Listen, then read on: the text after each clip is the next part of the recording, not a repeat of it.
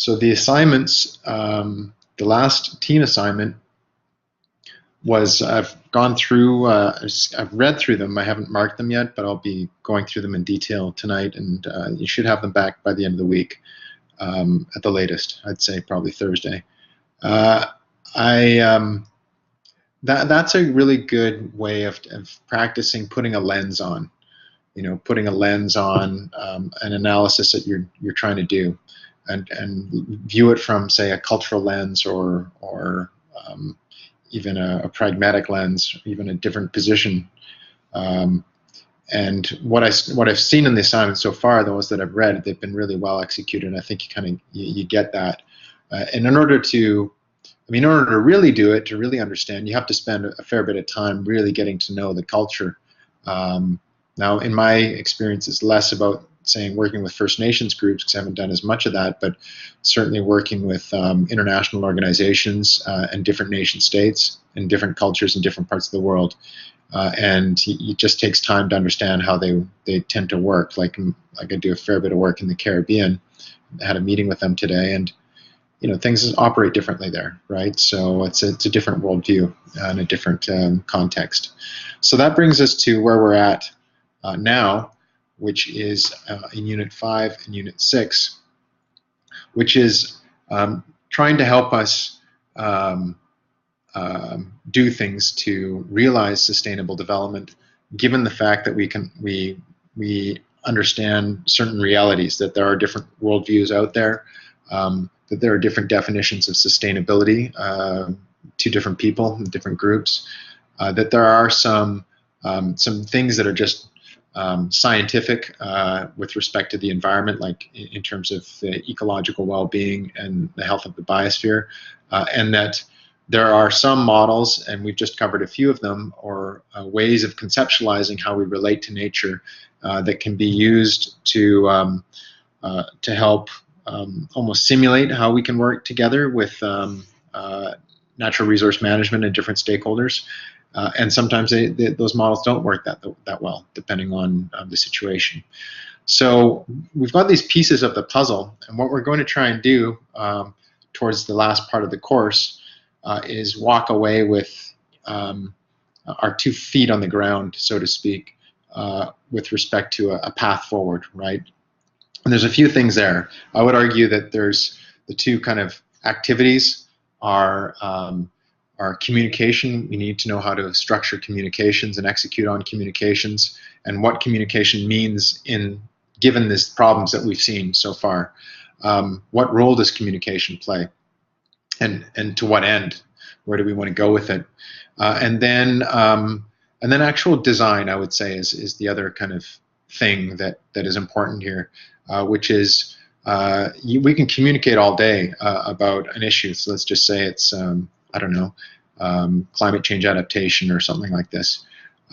But there's also an element of implementing design principles to actually make these transitions happen, right? So these can be in, say, the design of new technologies, or implementation of new technology, or crafting of new policy or regulations, or so forth, or just mobilizing people to think differently about something, right? And in all those cases, it's kind of a design process.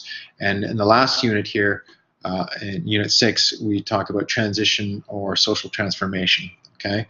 But the first one, Unit 5, which we're embarking on this week, is really rooted in communication, and to look at, well, what's worked and what hasn't worked, and what are some ways that people have attempted to, say, capture some of the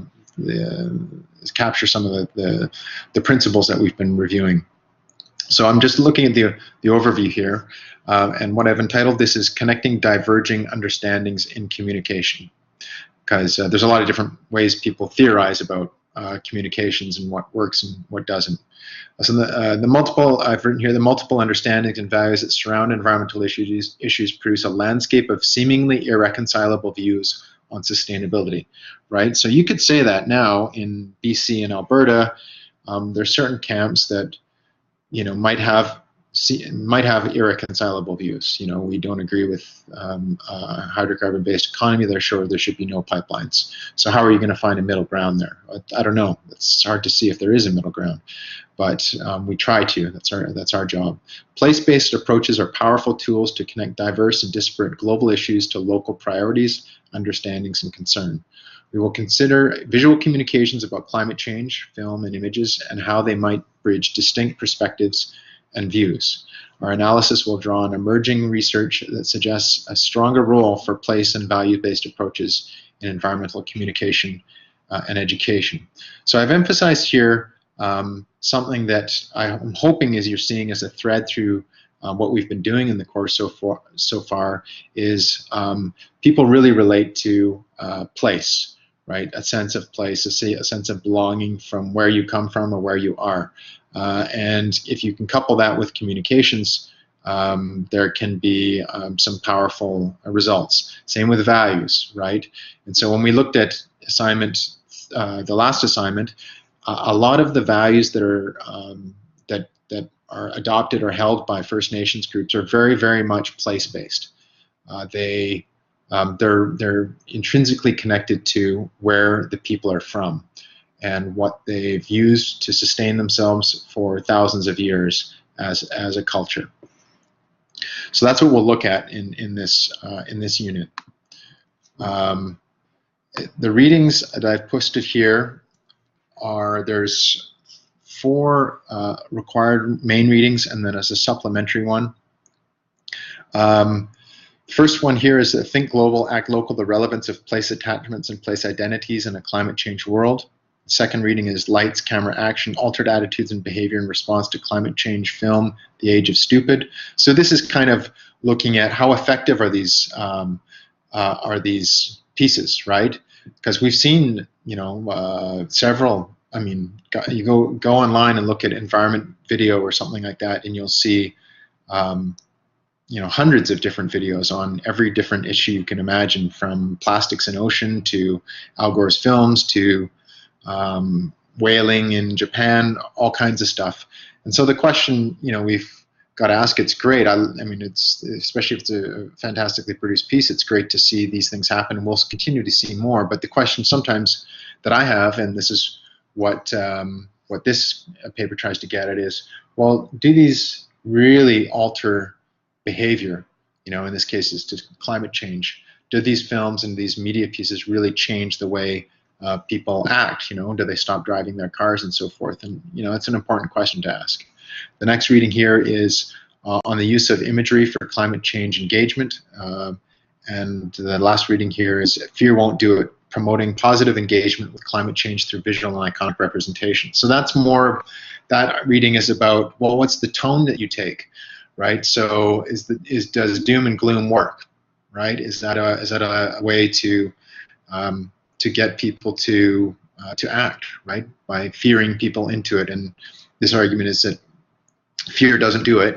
It's about positive engagement, and that's the way to, you know, paint a picture that's where people can win in the end of the future. Now, I'm not sure about that. I think sometimes a good fear scare can really you know, can really help to cause people to think about certain issues, for sure.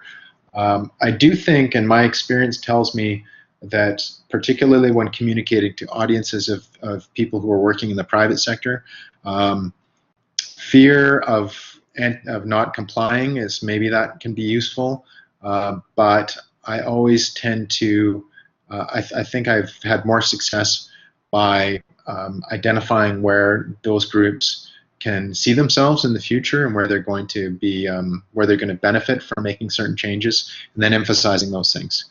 That's how I've done it, and that's, you know, I mean, it's worked.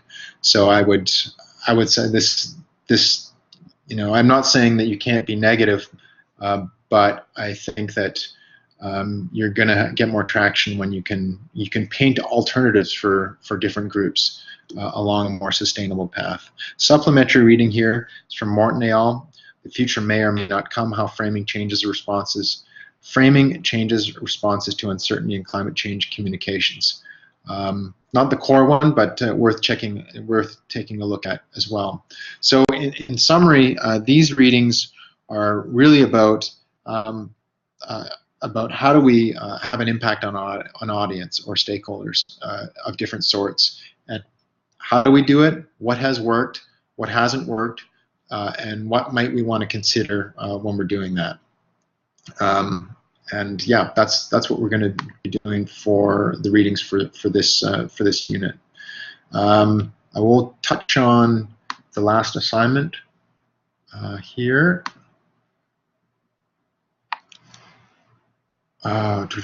So we're going to pick up with the Leo observations. So has anybody got a chance to go on to the Padlet? I know I've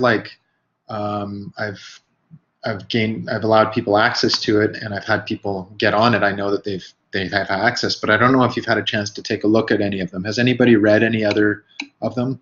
Not yet. Okay, cool. That's fine, because what I'm expecting you'll be able to do, is to now, as you start to look at the final assignment, I think it would be worth your time to take a look at the Padlet and look at some of the different observations and how people, how people did them and what did they observe and how did they record that. For one, they're just really interesting. They're really well done, and they're very diverse, right? So I think it will be interesting to take a look at what your colleagues are doing. This is kind of the idea with the course, is being as connected together as possible through Flipgrid and so forth. But it will also be helpful for you in taking the next step with the Leo observations. So we're going to now, with the final assignment, is we're going to interpret, we're going to further develop the Leo observation into a real analysis. So I'm just going to pull that up. Just 1 sec. Let's get lost in Moodle.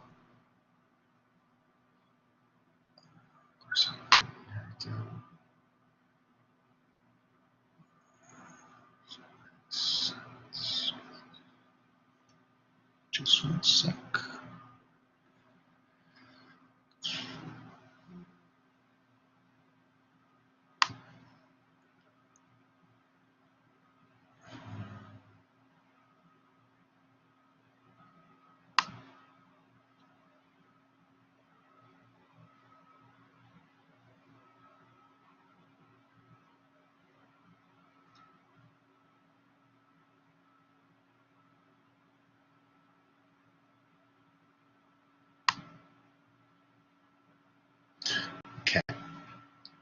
So assignment 4, this is an individually written 1,000-word interpretation of the meaning of the class Leo observations in the context of the Alaska observations. The class's initial observations in Canada and environmental change in general. So discuss the potential value of implementing such observation system on both the Canadian national scale for local issues such as the salmon case discussed in assignment 2. That's more of an American one in terms of the national scale, but that's one of the ones. Or another local or regional issue of your choice. I would also like you to reflect on worldviews, your own and those of the First Nations perspectives that we have explored in the course. Include in your report your analysis and reflection in a section entitled Social Ecological Worldview, which draws out the importance of worldviews in sustainability and environmental management. Draw on required reading as useful, if useful, or other readings using class citations, etc., etc. So basically what I want you to do here is look at look at the Leo framework. So using an observational platform, such as the Leo platform, for a kind of citizen science, I guess you could say, nationally. So what kind of, if we were to deploy this on the national scale, to be used on local issues such as the Cook Inlet Chinook salmon, or you could do it for, I don't know, strange species sightings and so forth, alien invasive species. And I would like you to reflect on the worldviews, the role of worldviews in the use of that system. And include in that section the social and ecological worldview. So I want you to say, how could this actually work at the national scale?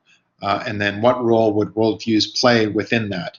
Now, we've already looked at worldviews at a First Nations perspective, but generally speaking, how would you address that if you were to deploy something like this nationally? Okay, so that's the assignment. There's a lot of latitude in this. I've specifically allowed it to be a little more kind of open for you to flex your muscles and so forth, and use what you've learned in the course to bring out some hypotheses about how this might work. Now, in terms of your actual observations themselves, we're going to go through the process of pushing them to the LEO framework now. So have a look at the other ones, and I'm just going to send out the email was down for the last few days. I'm going to send out a step-by-step process for posting that to the LEO platform. So I'm hoping that by the end of the 2 to 3 weeks from now, we will have the LEO observations at least in the process of being posted, if not posted. All right, so the final assignment here is 1,000 words, so it's not a huge project, but it's enough. There's enough space there for you to do a rigorous assessment of how you think this might work, this integrated observation framework. And the idea there is to say, okay, well, is this something that can be used to promote more observation and appreciation for the natural world and things that are maybe observations and so forth across the country, and then what that might, what impacts different worldviews might have on that. So that's the objective of this. Now, the learning objectives for that are just one sec.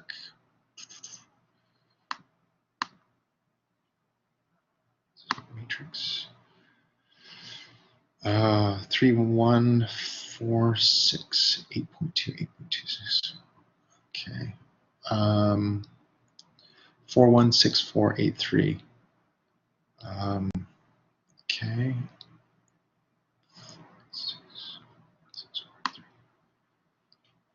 4.1 is critical thinking. So apply critical thinking and integration of knowledge and practice. So this is exactly that. So use the literature that we've covered in the course and what you can bring to that. That's really going to be significant for that learning outcome. 6.4, the extent to which practitioners demonstrate an understanding of strategies to empower communities, organizations, and individuals to engage in behavior change and constructive dialogue, issue resolution, and capacity building concerning sustainable development. So how would this kind of be mobilized for communities? How can you empower communities or individuals to engage in sustainable development with this platform? And then 8.3, I think, was the last one. Utilize knowledge relating to the operation of natural and social systems based on a range of current scientific and philosophical understandings. Look at the relationship between human, social, and ecological systems. So that comes down to the observation itself. So what do you use to substantiate or articulate what that observation is? So that's those are the learning outcomes for that assignment. And that makes up 20%. Does anybody have any questions on that?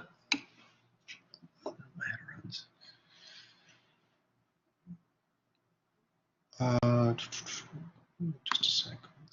I'm still trying to wrap my head around this assignment. Are we supposed to pick 1, 2?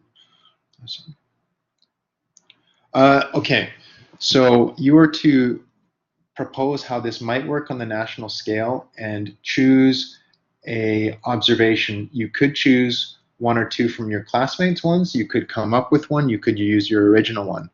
That is up to you.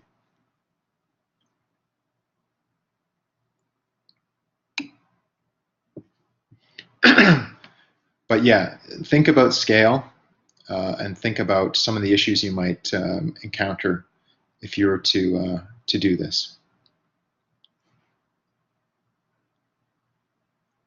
I'll send out an email and message with, to rehash this, because I think some people will have some difficulty with that, especially the 20 some odd people who are not on the call.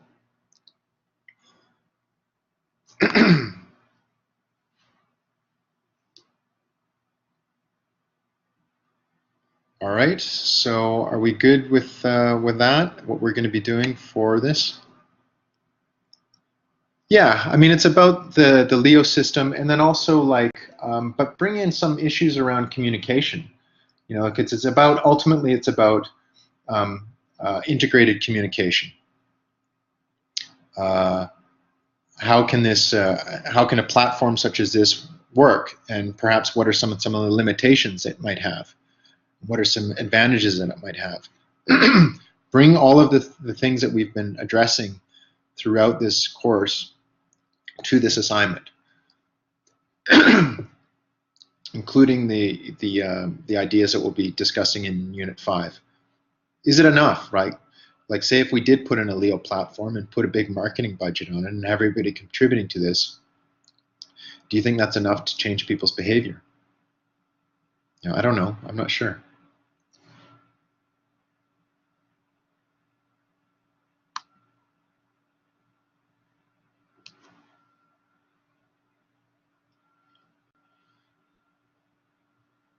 Integrative. Think integrating these ideas together. That's what I want to see, is pull from the different units, the issues we've looked at, the literature we've read, the ideas we've discussed, and then put them together into this and make a strong argument.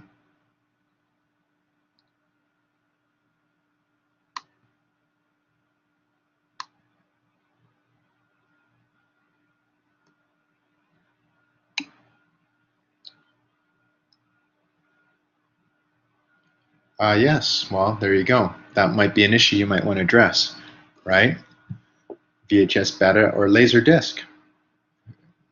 I have a laser disc player at home, and I just can't find anything to rent anymore. Big laser disc, you know, like record size laser disc.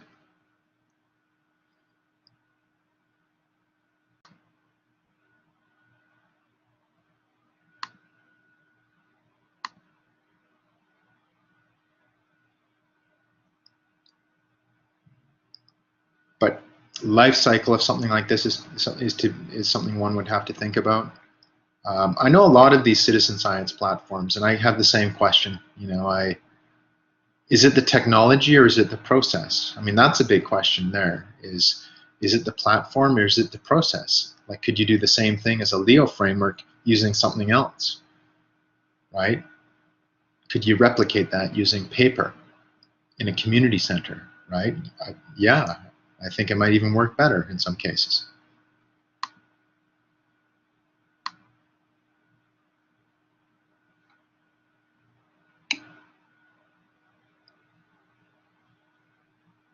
It could be that as well. Like right now, climate change clearly gets the lion's share of attention on environmental issues, and sometimes it's something else. Like endocrine disruptors, I recall, were like the big thing in the 90s, right? Just because they had, you know, weird species malformations popping up, and people were all over that. The endocrine disruptors, it actually like drove a lot of research funding and so forth. So.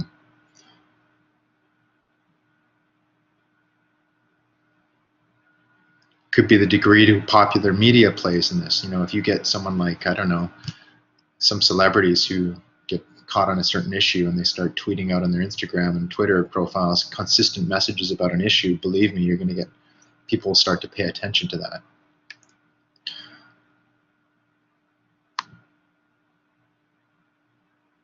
Okie dokie. So does that make sense? I'm going to switch to the lecture because it's 7 after 8.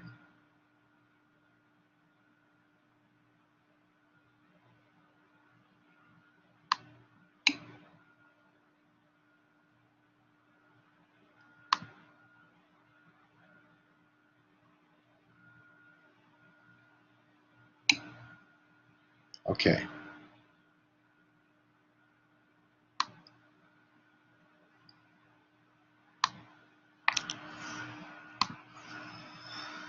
Okay, just one sec. I'm starting another course tonight, and I've invited people from that course, and I'm going to just shoot them a note real quick just to let them know we're going now.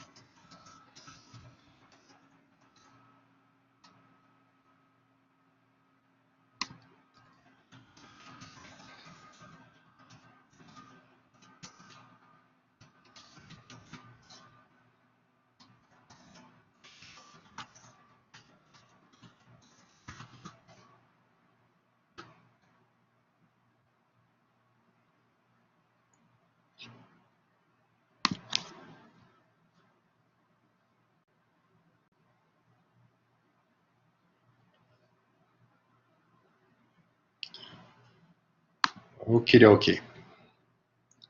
So we'll see who comes out.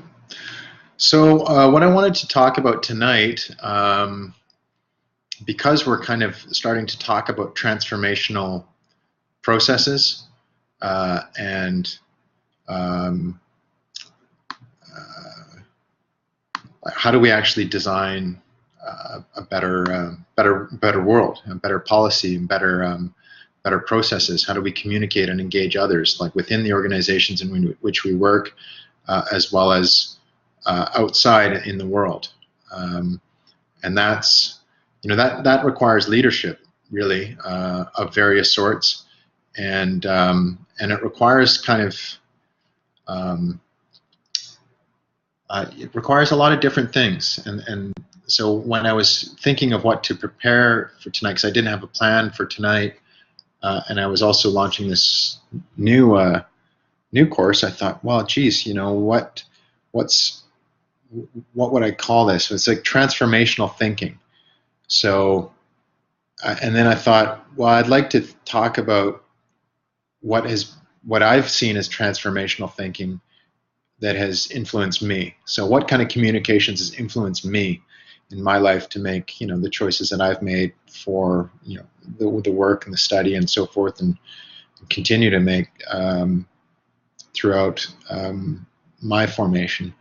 And just to kind of like think about that, introspect on it a bit, and then discuss that, and then hear from you what has been transformational for you in terms of even motivating you to do the studies that you're doing right now, right? Because we're all motivated by different things, and I'm sure that some of these ones that I'll mention are ones that you would probably put on your top 10 list too. So I came up with Dave's top 10, and this isn't the exact top 10. Like, I haven't gone through and made a list of 100 and then said, oh, well, geez, this one's better than this one, and so forth and so on. It was just 10. There's some that just pops immediately. It's like, okay, that one's got to be on there. And then other ones are just kind of like was thinking and said, I think I'll put this down because I think it would be worthy of. There's something special about this one that I think is relevant to what we've been doing. Okay. I just want to then discuss why that is. Because why that is will probably might be insightful. It has been insightful for me in trying to think of these different kind of influences that have been influential, and then why why has this person or this thing been had that impact? So what do I mean by transformational? So I say consider this a top 10, meaning that there are more than 10 of these, and these are just 10 that at the current moment I want to share. So that's what I'm trying to say. I don't say this is the top 10 and then there's this whatever 90 or more other ones that are less impactful. These are just ones that popped up that I want to share. And when I say transformational, to me this means hugely impactful or very important in some way, shape, or form. Enough to cause you to do something, right? So these are people's whose work that has had a profound influence on me, and not surprisingly, these folks have certainly influenced many other people as well. So this is just my take on it, but I'm sure as I go through this list, some of them you'll say, yeah, of course, this one, and then other ones you might say, oh, wow, I didn't even know about that person or that thing or what have you.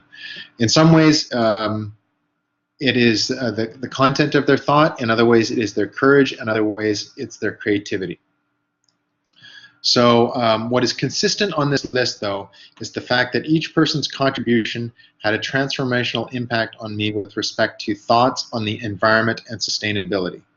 All of these folks, and what will be interesting, I think, to bring up is a lot of this has to do with communication, right? And how these folks have leveraged that. Because there's been many other folks in each case that has done similar work, and maybe not exactly the same, but similar type, yet largely went unnoticed in the big world, like in the grand scheme of things. Okay, so numero uno, number one. So Jacques Cousteau. So who's familiar with Jacques Cousteau? Everybody raised their hand. Yes. So Jacques Cousteau, and this is an interesting one, I think, for what we're doing. So there's an image of Jacques Cousteau, and my father is a massive fan of Jacques Cousteau, and I kind of grew up with watching these films and so forth. So he's an ocean explorer, inventor. He's also an inventor. So I didn't know this actually before I had looked into this a bit. He messed around with a lot of technology, scuba technology, and so forth, and invented a lot of different scuba stuff. Steve Zissou, who's that?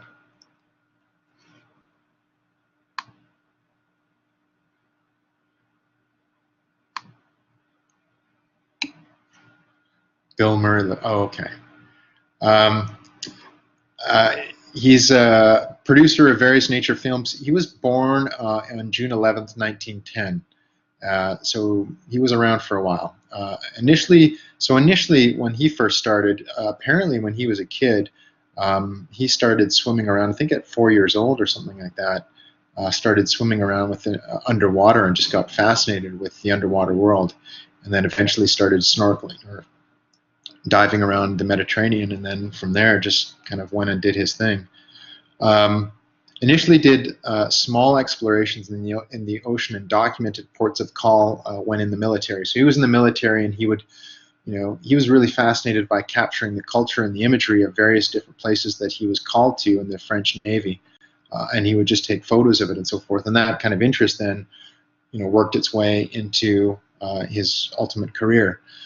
He worked to sweep mines from the Mediterranean. That was one of the jobs that he had. Eventually migrated to exploration and creating communities of followers who absorbed films and media that he produced. He was one of my father's favorite, as I remember. Now, for me, I just remember watching all of his shows and seeing all these different places and the explanations of what these remarkable places were. And what he did for me anyway, from a communication standpoint, is he inspired the sense of the possible. And that, what I mean by that is that he inspired he gave the idea that one can do something different, right? So, and this is when I was a child anyway, you think, well, what do you want to do when you grow up? Well, I want to be, I don't know, an engineer or this, that, or the other thing.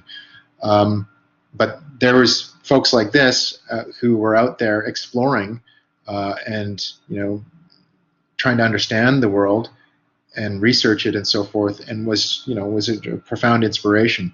What he also captured, though, I think, which is important, so it wasn't just about like going and seeing things and trying to understand it. He also captured a sense of the explorer's responsibility for sustainability of the planet.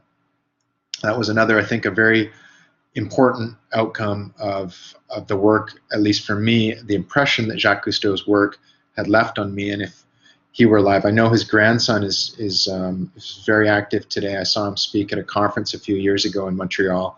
And so the Cousteau Foundation is still going, or the Ocean Wise or something. May have a different name now, but still active. And they've got a much bigger task now than they did in terms of the health of the oceans. But one of the things that he embodied, to me anyway, was the responsibility that goes with that. There's many explorers out there that go, look, I climbed K2 without oxygen. Great, that's wonderful. And then you leave you from the mountain or what have you. But this was, he has always struck me as someone who brought responsibility to exploration and appreciation of the natural world. Numero 2. This is not necessarily in the order of importance. It's just an order. HDT. Henry David Thoreau. Has anybody read any Henry David Thoreau? Yeah. So I presume you've read Walden, or at least parts of Walden, if not others. But that's the one. That's the one that he's most well known for. Is anybody else familiar with HDT?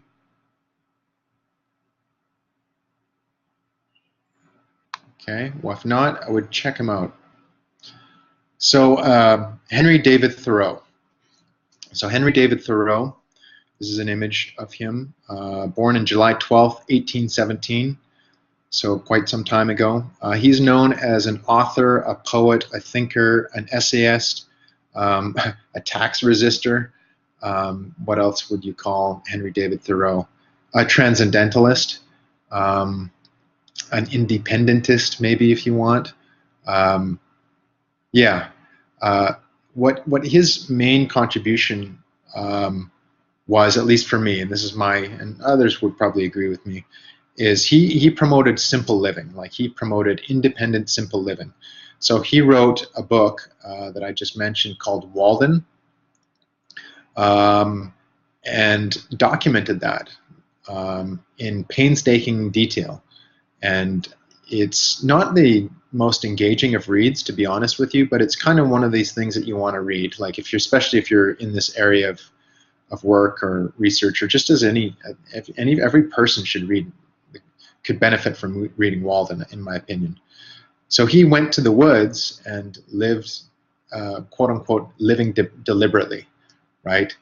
Living by keeping track of everything that he used, focusing on simplicity, focusing on your own life, responsibility for your own life. Not a big fan of government per se. Like, he would not be a big proponent of the state in any way, shape, or form. I don't know. I think he was in Maine. I'm not sure which area. Like, it's around northeastern United States, I believe, is where he was camped out when he wrote Walden. And if it were Maine, it wouldn't surprise me, because they're all about, independent living. So here's an image here of the book Walden, Life in the Woods, and that's just a really great piece of literature.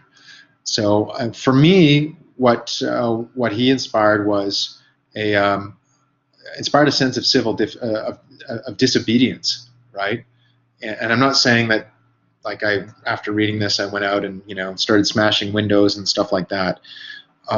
What I'm talking about here, and I think it's an important lesson to learn, is that the status quo isn't always right. Like, it's not always, and we don't necessarily need to follow norms that seem obvious to us and seem like this is the way it is, so therefore this is the way we're going to do it. Like, it's not what you look at that. Just one sec.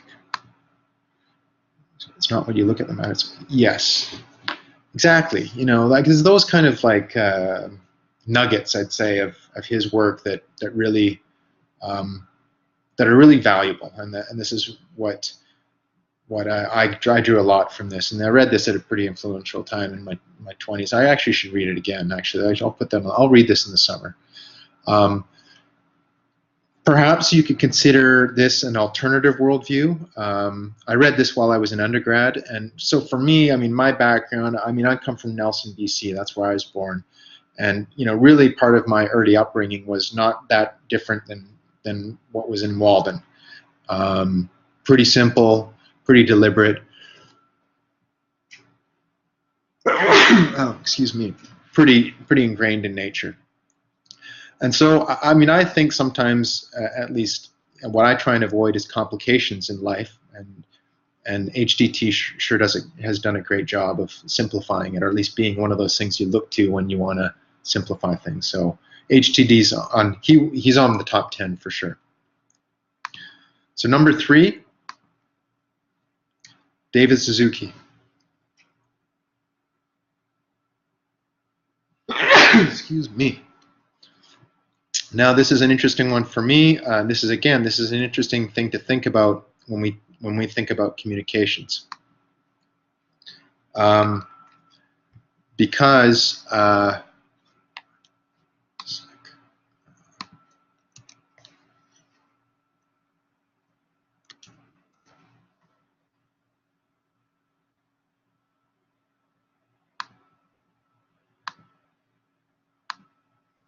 because he's certainly been the one in Canada that has got to stand out for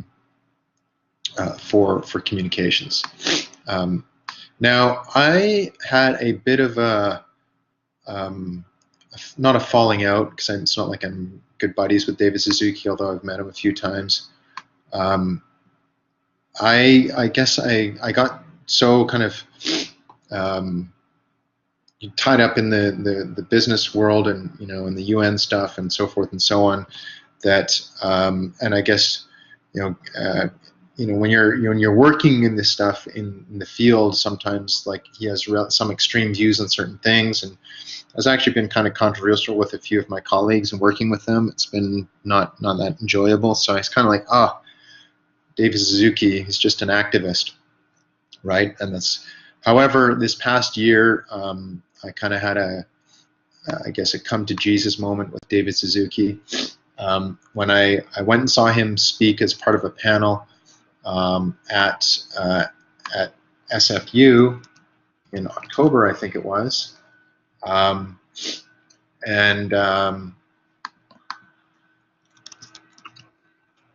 sec.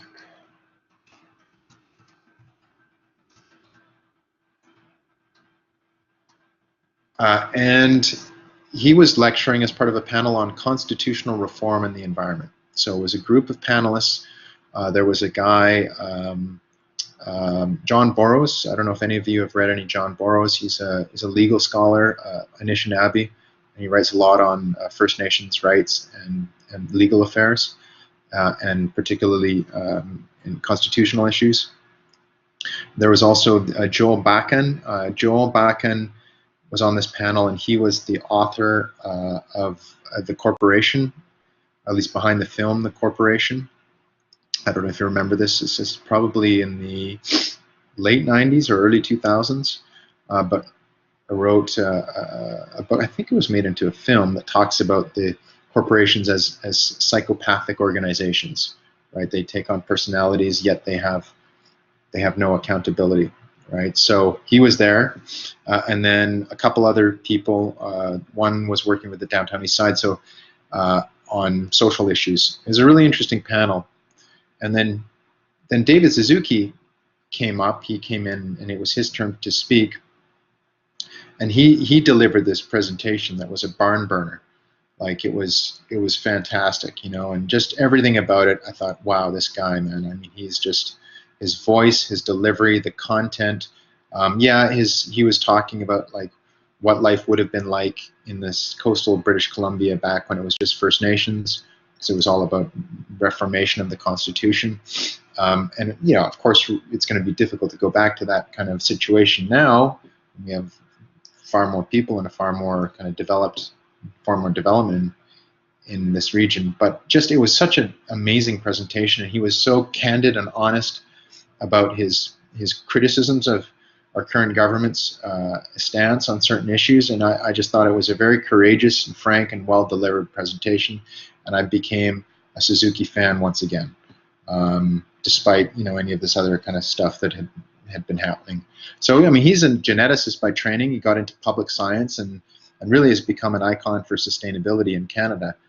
And I'm back on the David Suzuki fan train now. So I grew up reading this stuff. Like I read The Sacred Balance before I'd gone to undergraduate. His voice is soothing, part of Canadian culture for sure. There's a couple books that I remember distinctly that I felt were like very impactful for me personally. Sacred Balance and It's a Matter of Time, or A Matter of Survival, sorry. However, what was interesting for me, starting in 2010, like when we grow up in Canada, David Suzuki is like omnipresent, right? Like everybody knows who David Suzuki is. If you go to a UN conference or anything like that, like they don't know who David Suzuki is. Like he's not as much of it. It's not like if he says something, everybody at the UN goes, oh my gosh, David Suzuki said that, we better do this, right? So it was quite interesting to me because we live in our culture, right? And this is another thing for when we start to look at communications. It's like, okay, well, what kind of reach do we get? And how do you get reach, right? So if you wanted to like communicate to Indonesia, someplace like this, and you want to get a spokesperson, obviously you're going to get like their version of David Suzuki. Like there's a woman I worked with named Nadia Hutagalung, who's quite famous in Indonesia and Southeast Asia as a model and green advocate. And yeah, I mean, she just like, she tweets something and boom, it's like just goes crazy, right? So, but nonetheless, I mean, David Suzuki, he's the man. Like he's my hat goes off to David Suzuki, absolutely, and for me as well as just in general. 4, Jane Goodall. So Jane Goodall, again, interesting. Now I've got a story about her. She's a scientist, communicator, educator, icon in the natural science world. I'm sure you're all familiar with Jane Goodall. Did a lot of work with orangutans and with habitat and communication and so forth. What a trailblazer for women in science. Now, when she started, the women didn't do that. Like, that was not an option for most people, never mind women, to go and to, I think she was in the DRC at first, in Southern Africa, doing work there. So she's a fantastically nice person. I met her a couple times, and the first time was in Paris at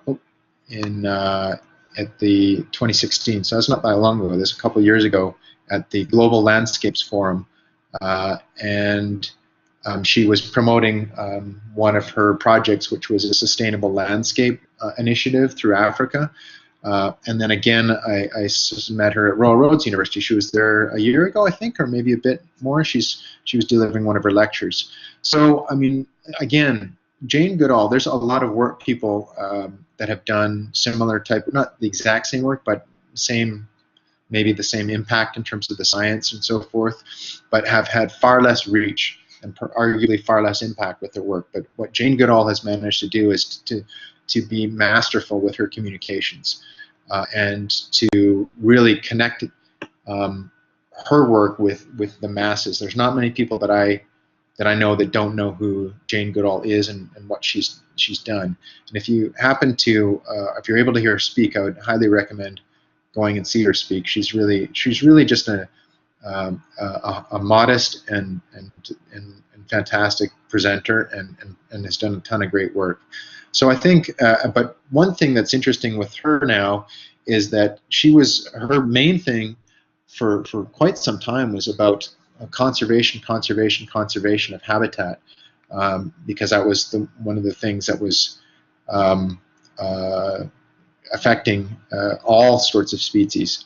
And what really is she's shifted gears now is looking at sustainable economies, right? So they work in collaboration with the African Development Bank and the different development authorities in the countries in Africa, throughout Africa, to help to get people thinking about development trajectories that are habitat friendly, but at the same time that can promote economic activity for human beings as well. So sustainable land use, and because it can be a zero-sum game when we talk about conservation sometimes. Like, people don't have employment options, and you're telling them that they need to conserve everything around them. And I've seen this personally with avoided deforestation RED projects. That just, you can get in a pretty precarious situation, especially if you're with a conservation organization and you're coming in there saying, oh, you can't do this, and then you get all the locals saying, well, what are we going to do to feed our families? So she's very much looking at a social and ecological framework for implementing land practices that can help promote habitat conservation, and does so with huge reach with her organization, and she's out there presenting all the time. 5, Jeff Sachs. Anybody familiar with Jeff Sachs? Have you heard of Jeff Sachs before?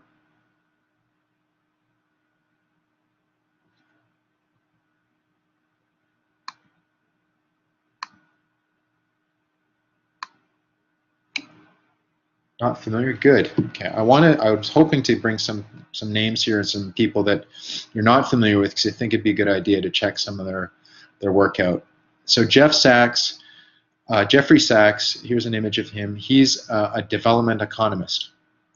Okay, so he is working today, and I mean, this is a bit of an older picture, but he's still trucking away. So he's at Columbia University in New York City, which is one of the leading universities in the world, in America and in the world.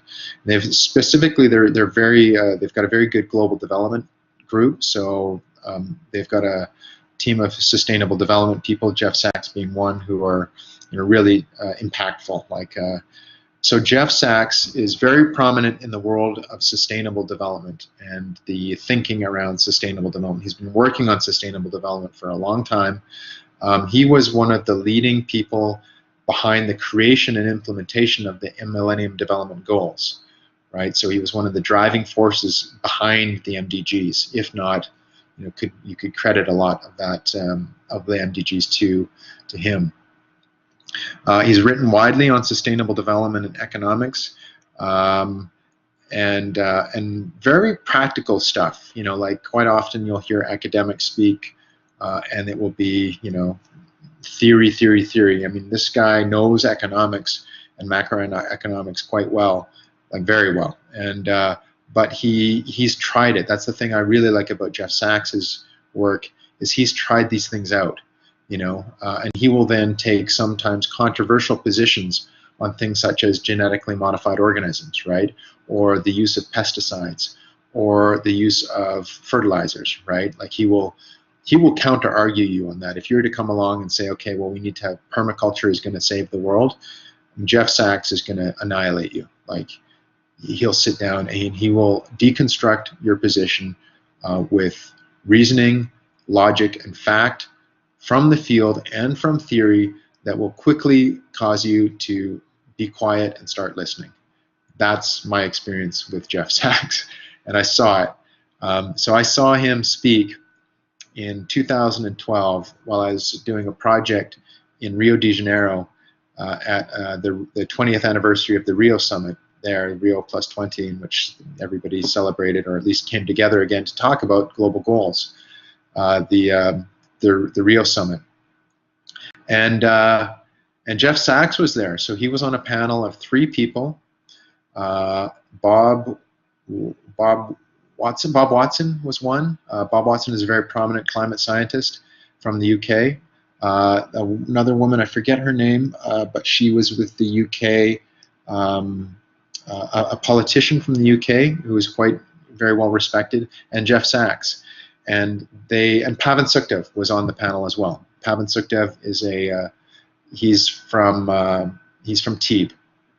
So the economics of ecosystems and biodiversity is one of the guys who used to work for Deutsche Bank and came up with this framework with his team to present economic valuation for biodiversity and ecosystems. So a loaded panel. These are some of the leading thinkers on sustainable development in the world. IPCC scientist Bob Watson, leading government official from the UK, Pavan Sukhdev, business and the environment thought leader, and then they all had their bit to say about a few different things. And then Jeff Sachs comes up, his turn comes to deliver, what he thinks about the success or failure of sustainable development as a framework through the Rio Summit. And this guy, you could hear a pin drop in that audience during his presentation and after his presentation. He delivered the most powerful lecture I have ever seen anywhere in anything, like of any subject ever, but in sustainable development. And I had heard a lot about Jeff Sachs and read his stuff, not extensively, but I'd read some articles that he had written and heard tons about Jeff Sachs before having been to this event. I heard him speak and I thought, wow, unbelievable, like really, wow, sharp, like just sharp positions on things. So Jeff Sachs is up there, like he's absolutely, and there's others that would criticize my inclusion of him or whatever, like people that are maybe more more on the right hand political spectrum in neoclassical economics or something. I don't know. They might have. They may hate the UN. If you hate the UN, you're not going to like Jeff Sachs. That's just a bottom line. But he is on the list for sure. If you get a chance to read, I will post some articles, or at least a selection of articles by Jeff Sachs. In fact, there's one he wrote on the oil sands and the pipeline, which was published in the Globe and Mail, which I'll post, which is worth reading. It's very lucidly composed. It's a great article that he wrote, and I'm glad that the Globe and Mail published it. So Jeff Sachs, check him out. Number 6, Maurice Strong. So anybody heard of Maurice Strong? I don't think you will have. Some of you may have. Some of you may not have, though. Okay. All right. Well, there's an image of Maurice Strong. This is the controversial one in the whole package. Now, I chose to put Maurice Strong on this list and to be open to criticism because for me it was important. Like Maurice, the fact that Maurice Strong existed was important. So he was a Canadian leader in sustainable development in the 70s, the 80s, and the 90s. More so in the 80s and 90s, like a serious power player in the 80s and 90s. So what he did, and why I've included him here, is he was a leader both in policy, in the function of the UN, and in business as well. So he would be working with the Desmarais family in Quebec, and Paul Martin and him were very close, and kind of like a player. You know, and this is why it's somewhat controversial, is because he was very successful in business endeavors as well as in public policy. And at that time, so in the area of the certainly 70s and 80s, maybe not so much in the 90s, but definitely in the 70s and 80s, I mean, you didn't do that, right?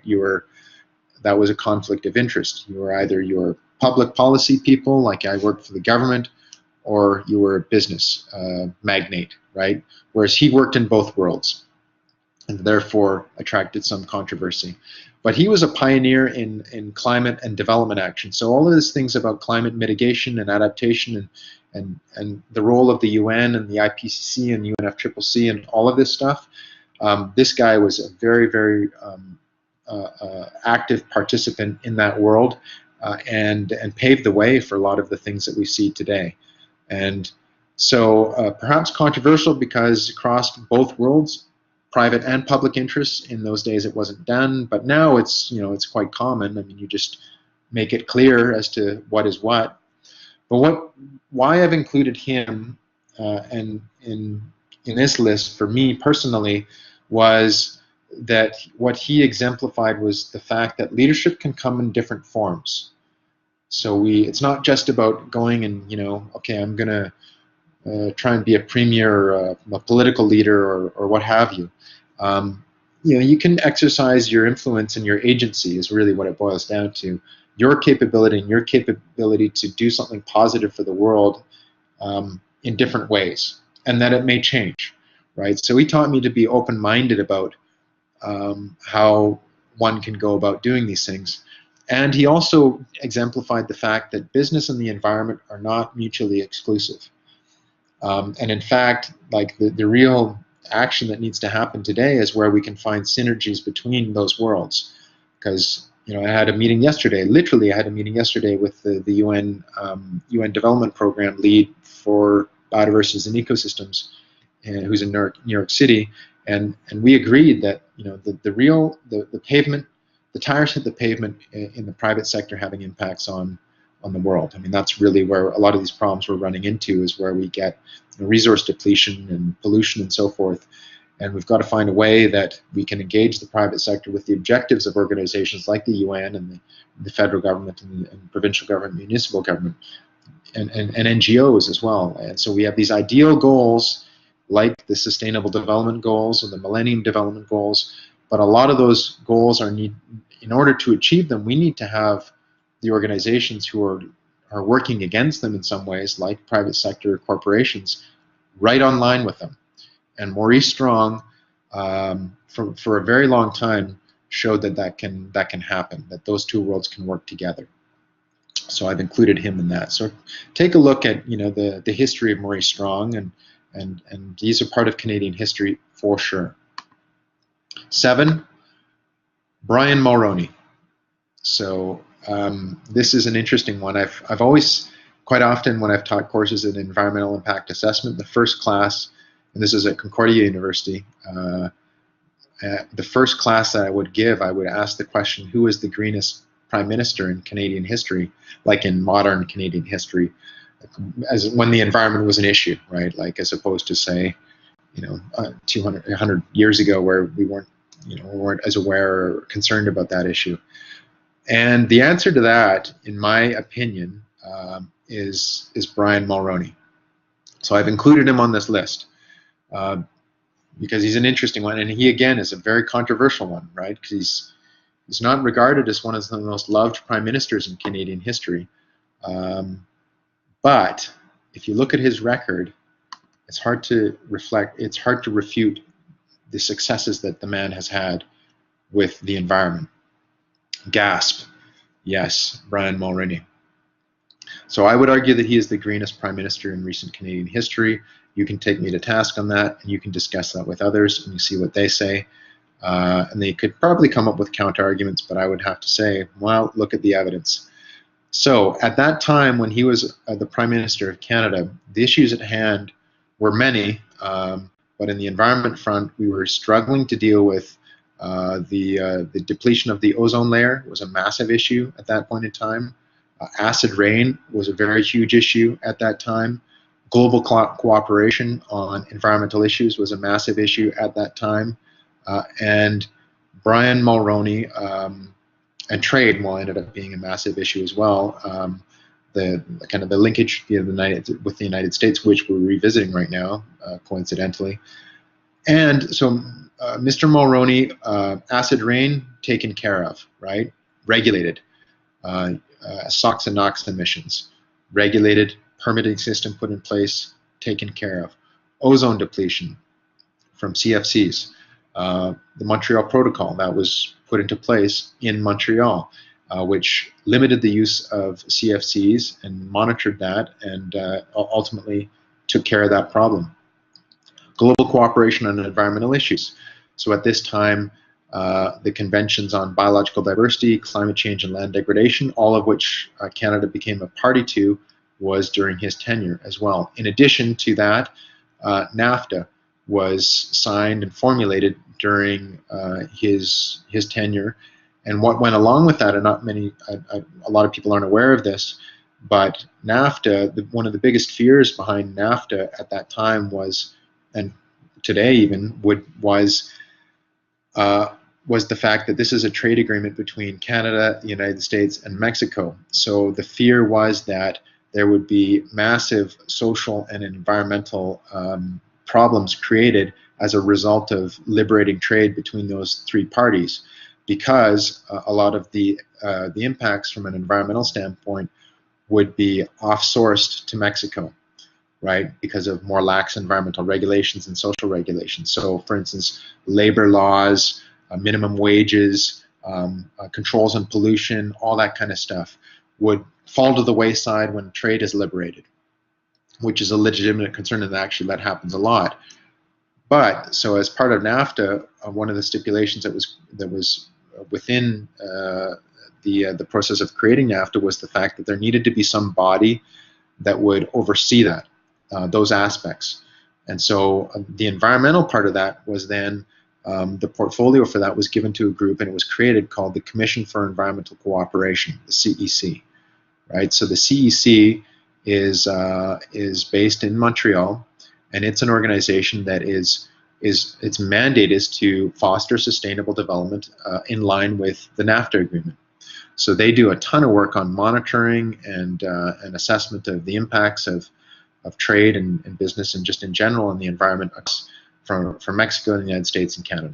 Just those three countries. And in fact, like, collaborated with CEC. In fact, one of the guys I brought on is the former legal counsel. He's the head of legal counsel for the CEC now. Works with me, and they do amazing work. You know, they do some of the best work in environmental assessment regionally. Like, I'm talking strategic environmental assessment, where you look and say non-point source pollution across a large region that's cross-border. CEC does it. So Brian Mulroney, despite some people's opinion of him and his position on different policy issues, what he showed was that action on sustainable development is not necessarily a liberal, a conservative, or a left or right issue necessarily. Sometimes it can just be a get-it-done issue. And Mulroney really did get it done on a couple of different fronts, and for sure acid rain, ozone depletion, and fostering multilateral action on environmental issues. he did it for sure. That's the record shows it. 8. Ansel Adams. I wanted to throw this in here because sometimes it's not about what happens, and it's not about policy, it's not about regulations.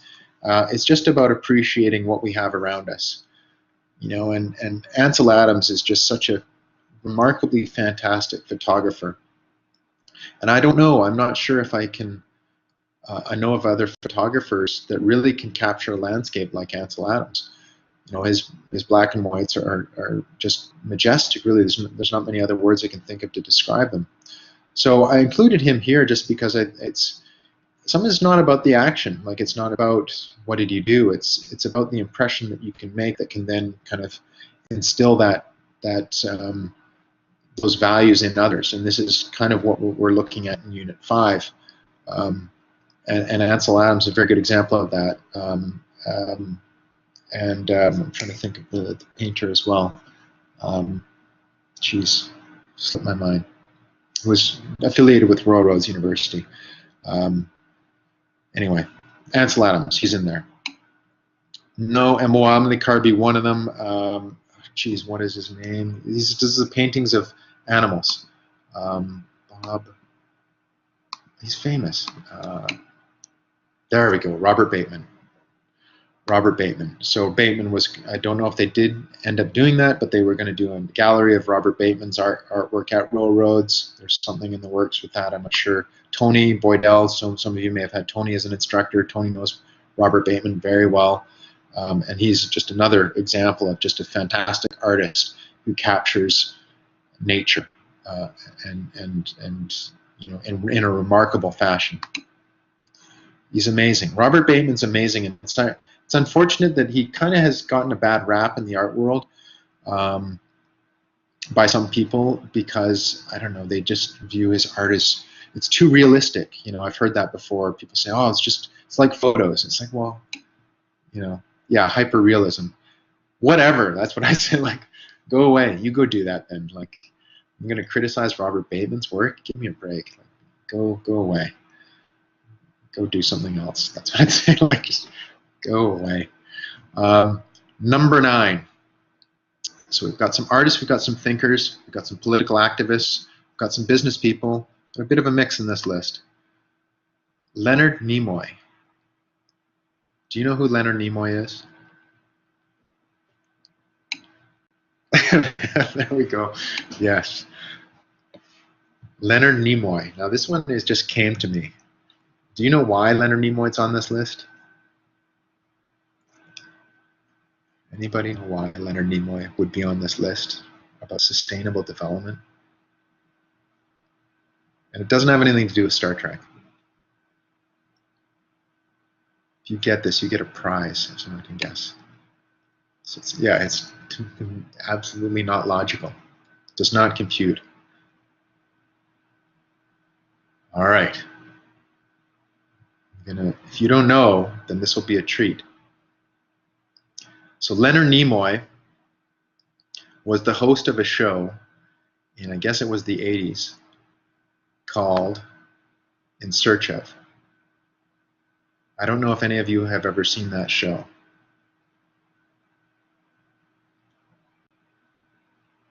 But if you haven't, go on YouTube and check out a couple episodes. So In Search Of was probably one of the best shows that I've ever seen in terms of content, still to this day. And Leonard Nimoy was the host of this show, and basically what that was about was in search of like natural history, like cultural mysteries, I guess you could say, more or less, and trying to figure out why they are what they are, what's behind them, and so forth. So I wouldn't say it's necessarily tied directly to the environment, but there's a lot of linkages there if you look at some of the topics that they covered, right? You know, like what is behind this, and so forth and so on. But man, this is a fantastic show. I mean, we're talking about communications in this course, and this is an absolutely fantastic example of using communications to inspire curiosity in people and hopefully action. So I remember this as a child when we would watch this. We would, as a family, would watch this show every Sunday, and it was just wow. It just got you to think about stuff. If we could do an In Search Of for today that maybe even focused on sustainable development, I mean, it'd be such a hopefully it'd be an impactful thing. So for this, Leonard Nimoy on the show, and he was just a very good host for this show. What they did with the show, the writers as well as the producers and so forth, is inspired curiosity. Inspired curiosity for the pursuit of answers. That's what this really, that show really kind of lit that fire. And I would argue that what we work on when we're trying to address these issues, they're just not clear cut. I can tell you they're not clear cut from in my world. And the stuff that I currently work on and have been working on, it's just never clear cut. It's not like, oh, well, we'll just do ISO 14000. That's what we do. And boom, we're done. It's not like that. There's a lot of like nuance to it. There's a lot of cultural issues. And today I had a meeting with St. Lucia, and we're having troubles with technology implementation and bandwidth and all this kind of stuff that you wouldn't be an issue in Canada, that's for sure. So it's just not a clear-cut solution in many cases. A lot of nuance to what we need to do in various different problems and different cultures. So, and in many ways, when we're trying to figure out the path forward, it's a quest. Like, it's a quest. It's a quest for an answer. Like our Leo observations, when we're looking at like, what the hell, what's going on with the weather, right? Or what's going on with these invasive species? Why is this happening? Like, it's a quest. It's the pursuit of, it's the search of something. And this show was just remarkable for that. It inspired that way of thinking about the world. And hopefully we can do that. Hopefully this can happen again for future generations. And the last one, 10, I left blank. Because I wanted to know what your thoughts are. And maybe the next one will be you. So what are some of your, who would be on your top list? I'd like to know. Buzz Halling. Yeah, Halling's on there. I didn't include Halling. I've just cited, yeah, he should be on there for sure. I wanted to do a different kind of list, but Buzz Halling for sure. H.T. Odom even could be on there. Mario Bunge would be on there for me as a philosopher. Pierce would be on there as well. Maybe not Pierce, but Bunge for sure. Anybody else?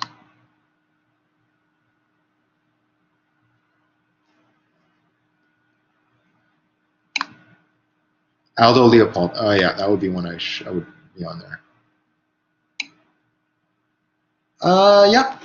Yeah, for sure. For me, not so much, because I think I was later on when I encountered her stuff. Her ideas are fantastic. Biomimicry, yeah, I was debating Rachel Carlson. Wordsworth, okay. Good. Rachel Carson, yes, that would be one. That was almost so kind of typical that I didn't want to put it on. I want to put different stuff. Jane.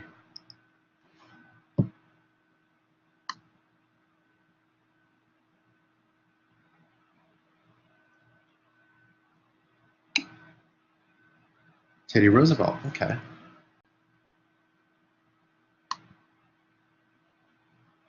Why Teddy Roosevelt?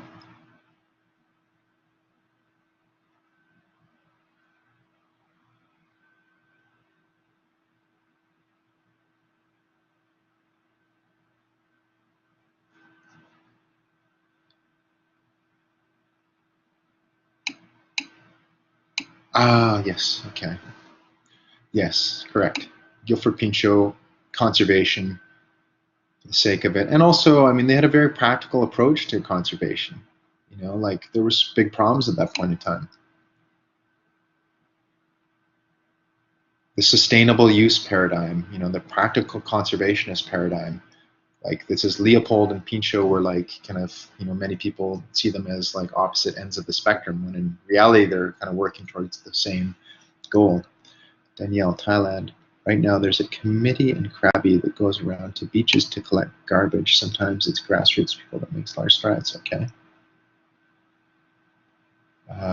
Suzanne Simard. I don't know Susanna Simard. Who's Susanna Simard? Okay. So I'm learning stuff. I'm going to look Susanna Simard up.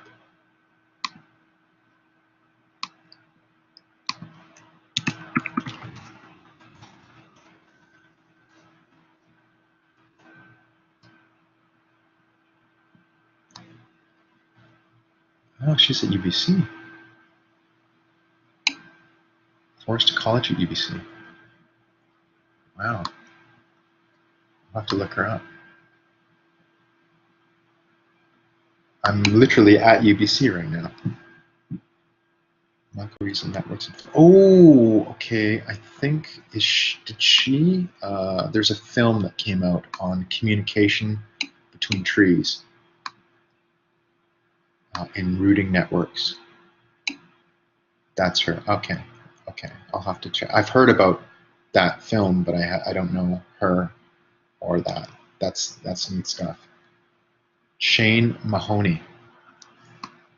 Okay. Shane Mahoney is. I think I'm out of touch. I'm quoting people like Leonard Nimoy from the 70s.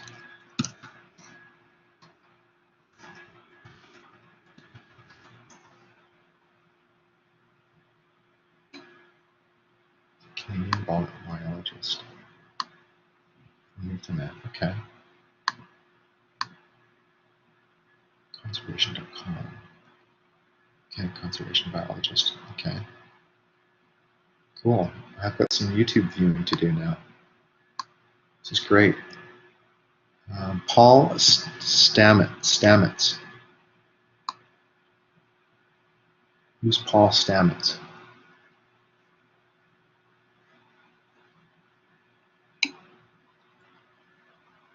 Host defense mycologist. Okay.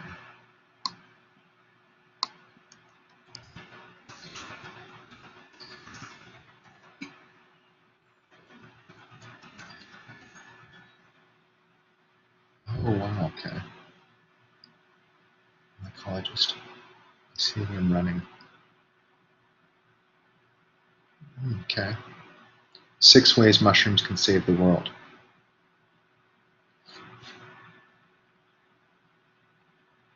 Oh, cool.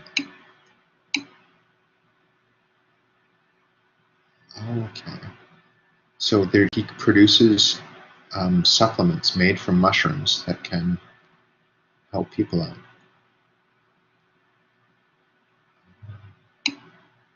Immunity boosters. Oh, cool. Okay.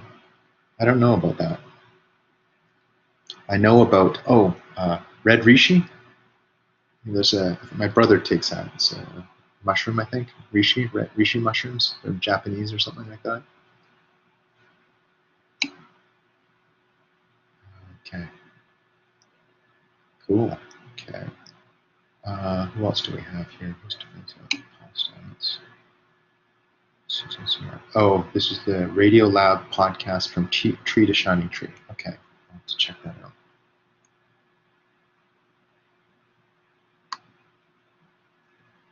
Well, there we go. I mean, we've got a lot of like inspirational people out there.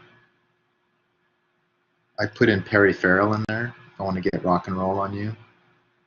Perry Farrell, lead singer of Jane's Addiction, founder of Lollapalooza, totally green advocate guy. He's big into the environment, but he does it in his own way. You know, like I like that. He's got his own style. I love their music for one, but he's also like Lollapalooza is one of the greenest festivals out there and so forth.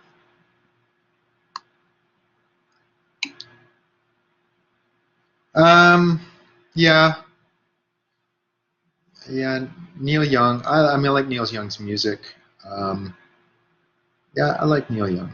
Well, Neil Young's great. Perry Farrell's just such a character, though. Like, I mean, he's an enigmatic character, this guy. And he's also like, the thing I like about Farrell is that he's created, like, Neil Young does his music and does his stuff, and he's got a biodiesel bus, and and all that kind of stuff. But like Harry Farrell's created like a whole industry around Lollapalooza that then cultivates new music acts. It's just like he's in a different level. I mean, he's just this kind of force out there, which I think is pretty remarkable. So I mean, it's interesting to get your this is great to hear from you about these kind of things, because what this shows me, so like just to conclude then, what are some common threads here? Like when I looked at my list, I tried to think of like, well, why these people pop up, you know, like why, well, I can know why they have had an influence on me and so forth, but then I'm looking at your list of a variety of different people, you know, like we've got researchers, biologists and so forth, but then we've also got political leaders like Teddy Roosevelt and Guilford Pinchot, designers or innovators like Janine Benyus, Hollings and so forth. I think one of the threads here, though, is if you look at a lot of this, what these people have done and why is it important to us, is that they've just pursued that thing. You know, there's something that has drawn them to do their thing, like research how trees might be communicating. Like, who does that? Why do you do that? Right? You do it because you do it. Like it's driven. The curiosity has driven you to do that. And you see.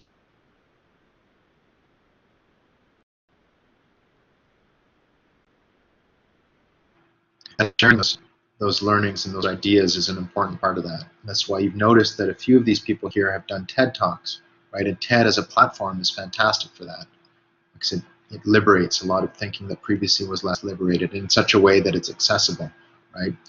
10-minute talks, 15-minute talks. So I think something to think about then for you and for, you know, even in your network and the people you work with, is to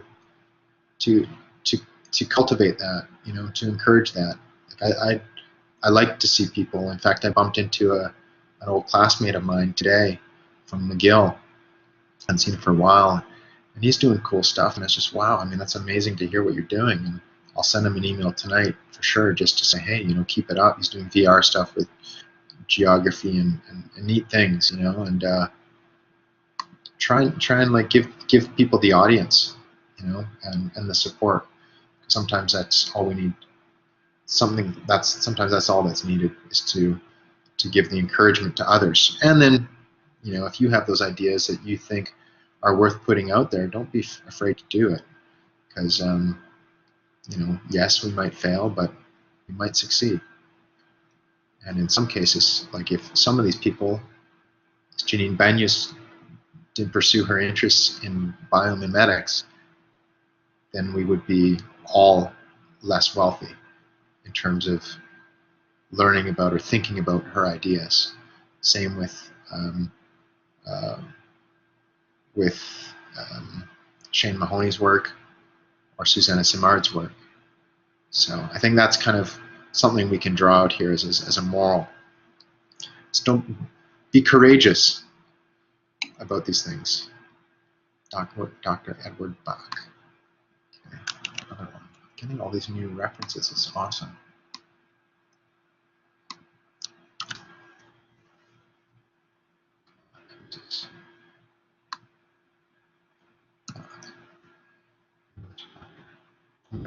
Bacteriologist, spiritual writer.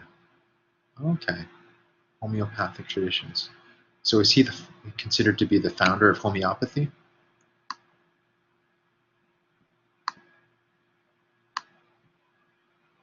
Flower remedies. Okay. All right, I'll have to take a look at that. The Bach flower remedies. I have a friend of mine who's into flower stuff in Quebec. That's her thing. She does flower nutrition stuff.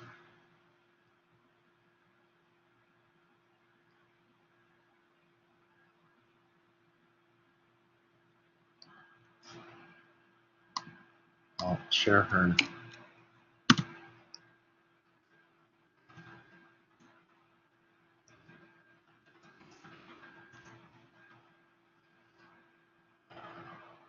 Just one second. I'll share her website. Pechakucha. Yeah, Pechakucha's cool. Local TED Talks I found they're pretty global. Aren't Pechakucha? Great way to see the community's core vibe town. Yeah, there's a Pechakucha in Vancouver. I don't know about Victoria. They have one in Montreal. And yeah, they do them all over. I've started in Japan, right? This is started in Japan. I think it was mostly designers that were doing that. I believe it's like, what is the rule? Yeah, they're sharing their ideas about design, and then there's a rule. It's like a certain set amount of slides and a certain amount of time per slide. 21 slides, 21 minutes or something like that. I forget what it is. There's a rule, like it's like this. That's the way that Pechakucha goes.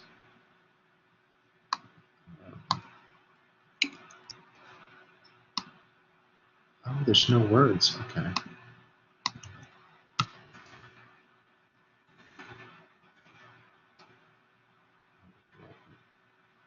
No words. Oh my God. No flying text. No way. I'm out. The text got to slide in. And go zoom out and zoom in. No star sweeps. Come on. It's ridiculous. It's crazy talk. Let's see.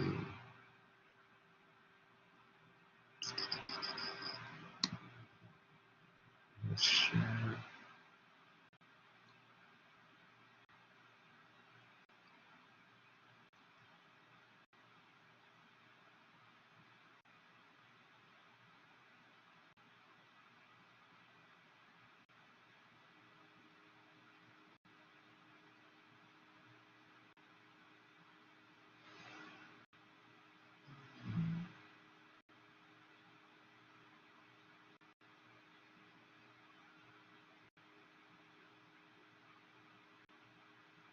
Find this. I will just share this one thing because I think it would be for flower health interested.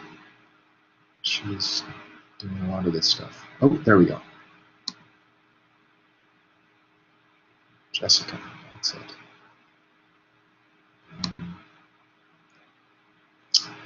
Elixir's fluorescence. Elixir fluorescence is her thing.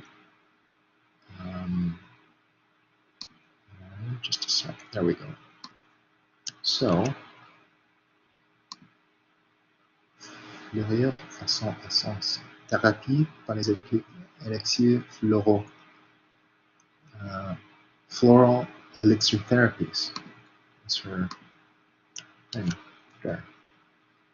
Elixir fluorescence. So there we go. We're going to conclude now. And that was a good session. So thank you for coming out. Thank you for sharing some of the things that really have inspired you in terms of the ideas and so forth and what people are working on. It's really totally interesting to see and get some new material. And like I said, the moral of the story here, I think, is to just be courageous about things, you know, and don't be afraid of failing, and help others kind of pursue their interests. That's really important. And you may be part of something fantastic, even your own doing or someone else's. So for the course stuff, I'm going to be sending out a more detailed email for the Leo posting, as well as for the final assignment. Few more guidelines, and then the assignment 2s will be back within the next couple days, let's say, probably end of day Thursday at the latest. Tuesday, Wednesday. No, not at the latest. I'm shooting for end of day Thursday. I'd say end of day Friday at the latest.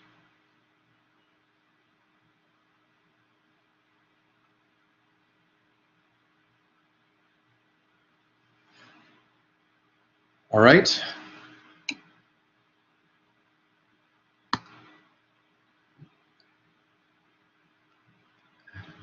Water, Tranquility Eye Pages. Great. This was meant to be kind of a chill one. So I have a 322 class, which is an undergraduate class in sustainable development that I'm starting to teach this week. So next week I'm going to get them kind of jazzed on the SD session thing. So hopefully we'll have like a big crowd for the next one.